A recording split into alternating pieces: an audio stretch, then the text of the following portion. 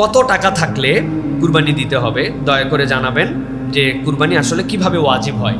খুবই গুরুত্বপূর্ণ জিজ্ঞাসা আমাদের জন্য। আমরা অনেকেই কুরবানির ওয়াজিবের বিষয়টা বুঝি না।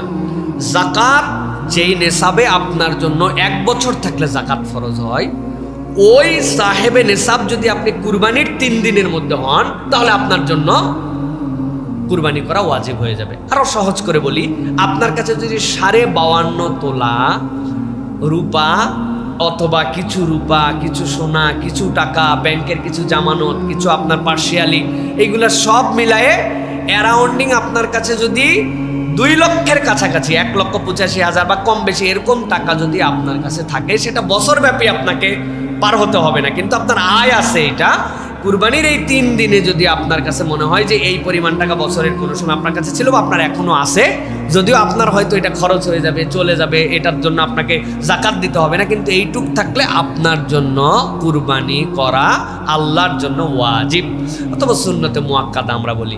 এটার মূল সমস্যাটা হচ্ছে ছেলেদের জন্য না। ছেলেরা অনেক সময় নফল হিসাবেও টাকা পয়সা কম থাকলেও কুরবানি দিয়ে দেয়।